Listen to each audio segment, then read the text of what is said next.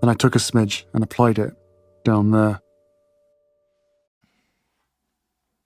This one's wife. We actually involved the children for once. Hello, I'm H.G. Tudor. Mention was made of the recent trip that this one and this one's wife took to Costa Rica, clearly providing them with a much-needed break from the sterling work they do sitting around creating the square root of fuck all. Naturally, as a narcissist that she is, this one's wife needs to utilize this trip in two ways. The first, and the obvious one, is to gain publicity from it. The second is in order to nullify threats to control that repeatedly pop up, criticizing her for doing things without her children. Off the top of my head, in recent months, we have had them going to Dusseldorf for the This One's Wife games without the children, stopping off in Portugal, not bothering to get back to the children. Presumably she'd made enough milkshakes for them that they were able to survive without her. That they went to the Caribbean without their children. That they headed over to New York to ensure that recently bereaved parents were reminded of the joys of motherhood by this one's wife without their children. There were numerous instances of going to pop concerts and events without their children. Now, of course, nobody is chained to their children, but it is very clear that when it comes to this one's wife, her hypocrisy is writ large as she repeatedly espouses the joys of being a mother, how wonderful a mother she is, yet spends very little time with her children. That she is regularly away from them. Not as a consequence of the fact that she might be in the armed forces, which necessitates being away, or perhaps running a business which requires her to be elsewhere for the part of the promotion of them, or being a pop star on tour, for instance. All of those things often necessitate being away from family. But no, many of the things that she does, she doesn't need to do, and in many instances she could take the children with her. But the fact is, as you know, because she's a narcissist, she doesn't actually care about them. They are simply little mirrors of her that are there to be utilized for the purposes of publicity. Nevertheless, the repeated criticisms of her, that she fails to spend time with the children and that she does many things without them, is challenge fuel, and she has to nullify that. And with the predictability with which you have become accustomed with this particular woman, that she's had repeated criticisms that she doesn't take the children anywhere, so guess what she then does? She goes on a pre-Christmas holiday and ensures that the world knows that the children are there too. Yes. It's not done to give them a holiday, although her narcissism will tell her that's the reason why she's done it. It's done to shut up, or at least try and shut up, those that criticize her. Those that say that you are an absent mother much of the time, that you're a hypocrite, that you talk about how wonderful it is to be a mother, but you don't actually do much by way of being a mother to those two children. Thus, predictably enough, her narcissism signals to her, you need to go away, take the children with you, make it known to the world that they're with you, so that you can nullify those threats to control. When you understand the way that a narcissist such as this one's wife behaves, it is transparent in the way that everything that she does is geared to the pursuit of the prime aims. To control people, to keep them under control, to nullify those threats to control, in some instances to draw fuel, character traits, and residual benefits. She needs to obtain publicity from this, and of course it falls to another supine publication, Hello, that tells us, through an article by Matthew Moore, who has been roped into the subterranean refuge that lies beneath the streets of London, to pass us this wonderful, wonderful and exhilarating news about this one's wife's excursion as follows.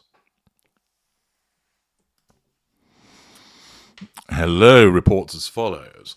This one's wife pictured with blonde Princess Lilibet, so her hair colour has changed. Well, this is something that can happen with children. In secret pre-Christmas holiday, Prince Harry and this one's wife have enjoyed a low-key trip. Yes, so low-key, it winds up being reported on in Hello and other places. Yes, hugely low-key. I'm sure you'll agree. The couple were joined by their 2 young children, Prince Archie, 4, and Princess Lilibet, 2. In photos obtained by C.R. Hoy, a news publication based in the Central American country, the Duchess of Sussex was seen carrying her young daughter, whose face was hidden from view, quelle surprise, but had her blonde hair on full display.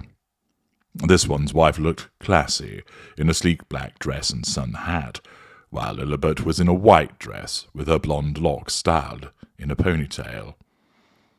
Other photos published from the trip saw Harry, this one's wife, and Archie sat together in a golf cart, with the young prince sat on his father's lap, while a third image featured Harry in a white t-shirt, black shorts, and a pair of sunglasses. All fascinating stuff, I'm sure you'll agree. The couple reportedly stayed in a private home, as opposed to a hotel, while the General Directorate of Migration and Immigration confirmed to C.R. Hoy that the couple landed in the country on the 14th of December and departed on the 20th of December. Thus, Hello are utilised again as the mouthpiece to ensure that this piece of meaningless publicity is spread around the world.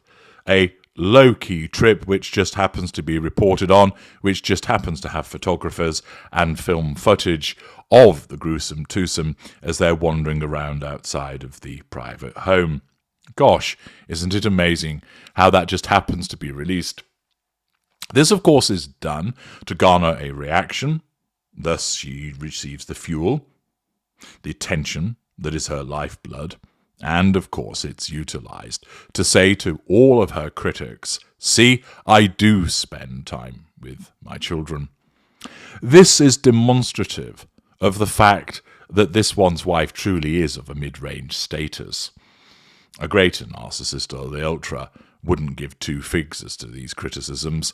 They would just carry on doing what they're doing, laughing off the criticisms even if they were aware of them.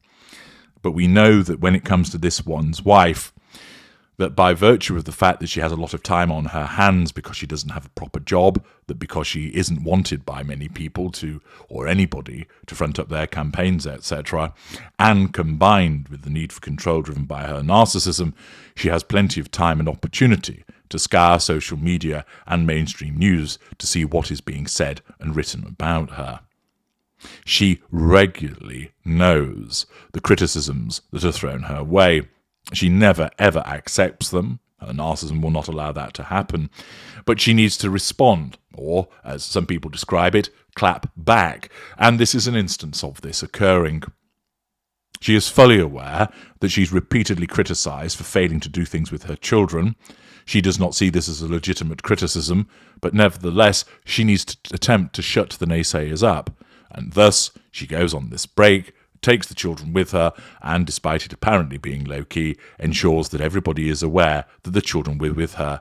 You can well imagine her, in effect, strolling along with Lilibet in her arms, turning and blowing a raspberry towards the world to say, see, I do things with them. Go away, leave me alone. A quite pathetic response, but one which is entirely commensurate with the status that she has as a mid-range narcissist. Petty, trivial, somebody that's easily irked by criticisms, whereas more evolved superior narcissists would just brush them off and carry on. Another opportunity to understand the way that this one's wife functions and behaves. I'm H.G. Tudor. Thank you for listening.